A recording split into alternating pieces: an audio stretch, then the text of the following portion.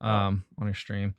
Okay, so this is the game I played this week, Little Nightmares. To me, it was described as like a horror puzzle game. Um, I first of all would not describe it as a puzzle game. I didn't find really anything puzzling in this game. Um, but horror for sure, at least in the first act. The first act is fucking creepy. Yeah. Um, Essentially what the game is you're like you play like a little girl, and I'm not sure if you're human or not. Um, but but you play this little girl that's traveling through some ship, and in the beginning you're like on a lower level of the ship, I would imagine. But it's very creepy. There's all sorts of like remnants of other children. Um, it doesn't give you any like story up front, so you kind of have to infer what's going on. It takes place in like probably I would say 2.5 acts, right? The first act being very fucking creepy. You're like running from these guys that have um almost no legs but like really long stretchy arms, and like it almost looks like their faces are stolen off other people. Um Ew. Real disgusting looking. I've heard Um that. Like they're all like wearing masks, kind of, or something like that. yeah. And so you're just kind of going through. There's a little bit of stealth involved, a lot of suspense involved for sure. Um, and you're just trying to get through that area. The next area is like a kitchen. Um, and there's these two chefs that are basically chasing you around. They're still creepy as well, but not nearly as terrifying as the villains in the first area. And I don't know if you're supposed to assume that like you're a kid and these are adults and adults are awful, or you're some kind of creature of some sort. Again, the game doesn't tell you. Yeah. Um There's like a hidden lore behind it all. Like it's dark and yeah. sinister. Yeah, it's cool. Seems fun, yeah. The first act feels like some kind of weird creepy child trafficking thing. I'm not even Yeah. joking. That Yeah. like that's what it feels like. The next act um is like a like I said, you're in the kitchen and these chefs are just like prepping food, but it seems like the food is probably made out of human parts.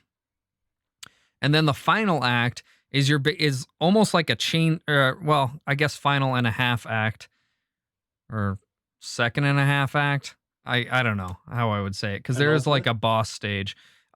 It's like a chase scene, like a long chase scene where you're running through a restaurant, uh and everyone's just trying to eat you, but there's not really stealth involved. You're just trying to get from point A to point B without getting gobbled up by these like big gluttonous humans of some sort. Mhm. Um the game is absolutely gorgeous, as you could probably see in the Yeah. gameplay. And the vibe that it gives is like they did such a good job with conveying the fear and the that's me dying right now behind us. um, like the urgency of it, as well as I guess the ambiance. Like as far as music is concerned, there almost isn't any. There are like little ditties here and there, but they are like the music is almost made from environmental sounds, if that makes any sense. It's kind of like this eerie, like ambient music that's coming from like the sounds of the ship or the sounds of people moving around. Um, which is I think plays into how terrifying, especially the first act is. Um, Again, the next two acts aren't quite as creepy. Um, but uh, but yeah, the game took about. So I was told it was about a 4 hour game. I think I beat it in about 2.5 hours. Yeah, you went fast. Maybe 3 hours. I think it I was played three. through it. Yeah, I played through it pretty quickly. Which I think you can do. Like I said, I didn't find it particularly challenging as far as like puzzle mechanics were concerned, everything seemed pretty straightforward. There was like 2 parts in the game where I struggled to figure out what to do, and it wasn't even for that long. Like, both ironically involved mirrors. Mirrors are difficult. Mirrors are difficult. So I wouldn't call it a difficult game, but it's certainly like it's challenging, and you constantly have a sense of urgency throughout the entire game. You feel like you're running for your life, which is honestly pretty rad. The final act is, well, like a boss fight with this figure that you've kind of it's been hinting at. Oh, you can see one of those creepy arm guys right now behind me. Ugh.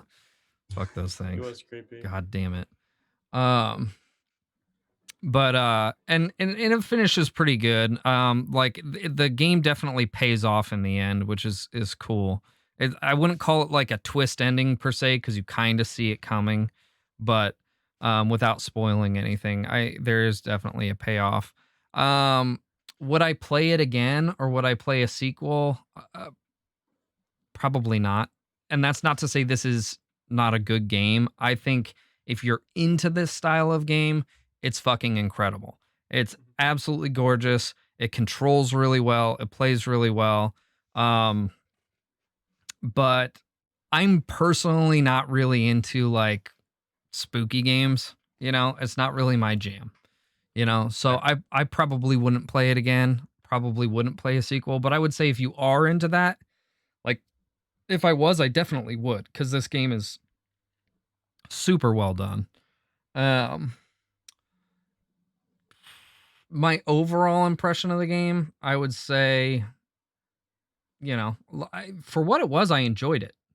You know, like I don't typically enjoy this type of game, and this is kind of the reason why we started the featured game segment to begin with, is so that we were exposing ourselves to you know, a broader spectrum of games that we normally wouldn't play, you know.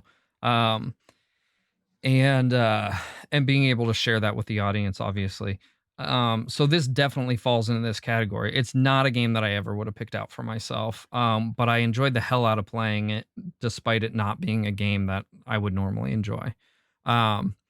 So overall rating, I would say I would give it a high rating, probably an 8.5. Nice. That's solid. Yeah, I think that, like, graphically it's gorgeous. It plays really well.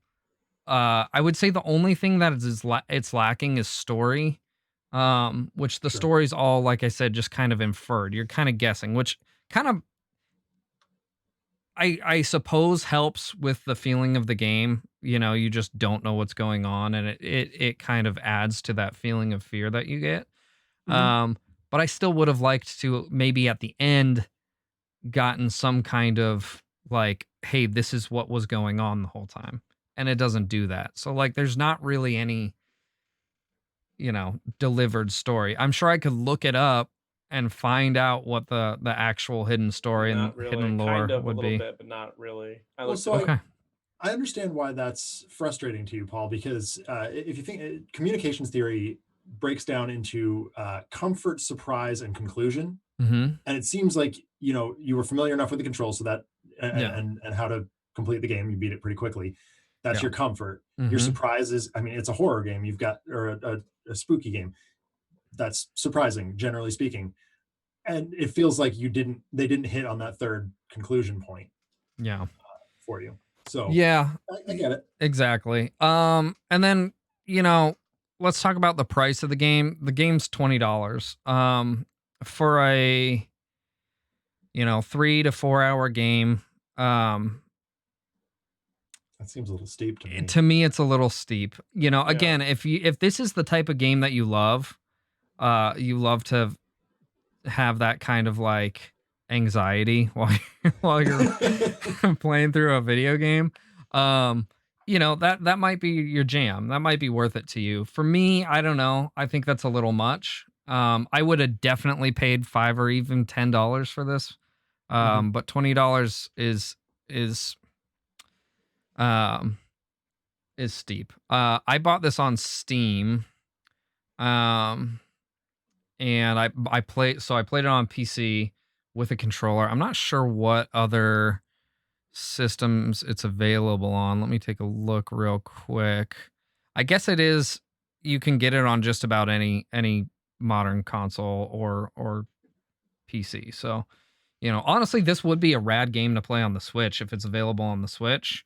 You know, like you're sitting in a dark room playing this game, like deliberately trying to freak yourself fucking out. shit your pants. You wear your rubber pants to bed.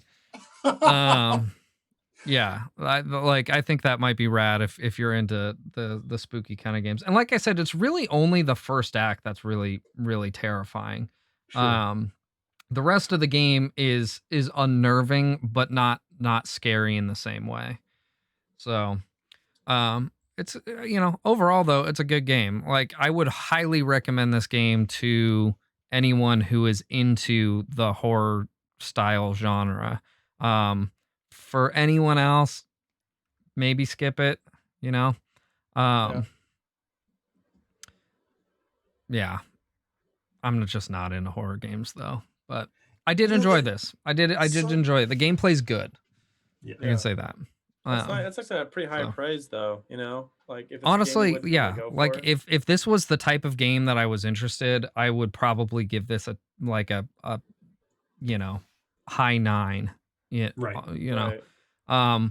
And so for it being not a game that I would normally play and not a game that really kind of fits with my vibe at all, as far as the games that I would play, it's still up there. Like it was still a very good, very enjoyable, you know, little piece of entertainment.